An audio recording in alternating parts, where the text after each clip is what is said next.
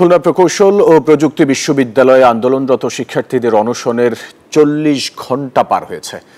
শিক্ষার্থীদের সঙ্গে আলোচনার জন্য কুয়েটে পৌঁছেছেন শিক্ষা মন্ত্রণালয়ের উপদেষ্টা ডক্টর সিআর আবরার। বুধবার সকালে মেকানিক্যাল বিভাগের আরও এক শিক্ষার্থী অসুস্থ হয়ে পড়েন।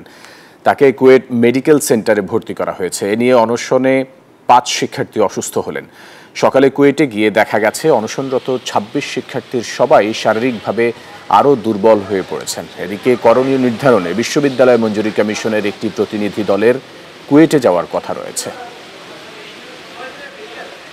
দিন শুরু হয়েছে উৎকণ্ঠার মধ্যে দিয়ে এই খুলনা প্রকৌশল এবং প্রযুক্তি বিশ্ববিদ্যালয়। আমরা এই মুহূর্তে অবস্থান করছি স্টুডেন্ট ওয়েলফেয়ার সেন্টারের নিচে, যেখানে কিনা গত সোমবার বিকাল ৪টা থেকে প্রায় ৩২ জন শিক্ষার্থী ভিসি পদত্যাগের এক দফা দাবিতে আন্দোলন কর্মসূচি অনশন কর্মসূচি শুরু করেছে। ইতিমধ্যে কিন্তু ৪০ ঘণ্টা পার হয়ে গেছে।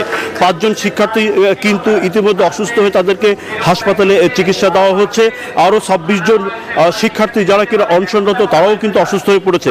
আমরা দেখেছি যে এই সকালবেলায় কিন্তু এখান থেকে প্রায় ২০ মিনিট পূর্বে কিন্তু এখানে শিক্ষা উপদেষ্টা ডক্টর সিআর আবরার কিন্তু এখানে এসেছেন। এই শিক্ষার্থী যারা আন্দোলন করছেন তাদের সাথে কিন্তু উনি কথা বলছেন। তার সাথে পুলিশের ঊর্ধ্বতন কর্মকর্তা, প্রশাসনের ঊর্ধ্বতন কর্মকর্তাও রয়েছেন।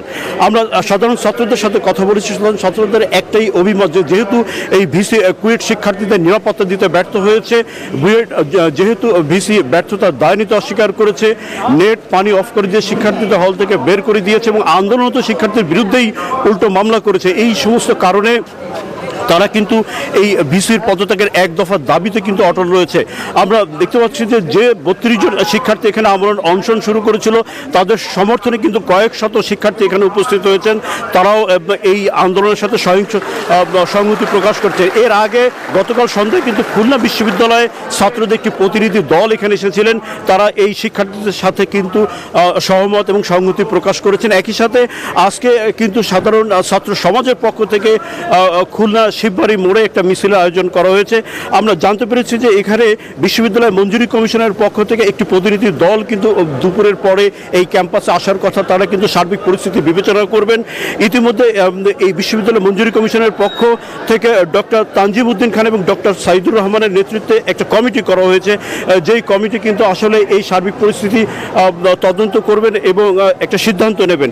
এখানে যিনি কিনা পরিচালক হিসেবে, ছাত্র কল্যাণ পরিচালক হিসেবে দায়িত্ব পেয়েছেন ডক্টর আব্দুল্লাহ ইলিয়াস, উনি কিন্তু বারবার শিক্ষার্থীদের সাথে যোগাযোগ করার চেষ্টা করেছেন, তাদেরকে আন্দোলন প্রত্যাহারের কথা বলেছেন।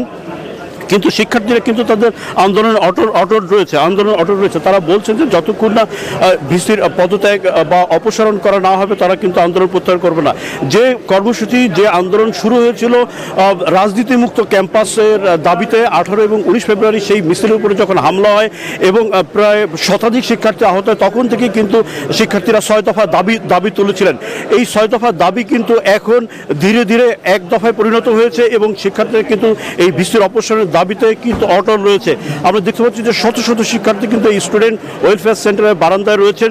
অপরদিকে শিক্ষা উপদেষ্টা ডক্টর সিআর আবরার কিন্তু কথা বলছেন এই ছাত্রদের সাথে। ছাত্ররা কিন্তু তাদের দাবিতে অটল রয়েছে। তারা বলছেন যে যতক্ষণ না এই ভিসিকে অপসারণ করা না হচ্ছে ততক্ষণ কিন্তু তারা আন্দোলন অব্যাহত রাখবেন। শিক্ষা প্রতিষ্ঠান তাদেরকে আহ্বান জানিয়েছেন যে আলোচনার জন্য, কিন্তু তারা কিন্তু এখন পর্যন্ত তাদের দাবিতে অটল রয়েছে। এই ছিল কুয়েট ক্যাম্পাস থেকে সর্বশেষ। আমরা ফিরে যাচ্ছি স্টুডিওতে। বান্ডেল থাকলে প্রতি সেনমানিতে টাকা বাঁচবে। বিকাশ সেনমানি বান্ডেল কিনে জিতুন প্রতি লেনদেনে।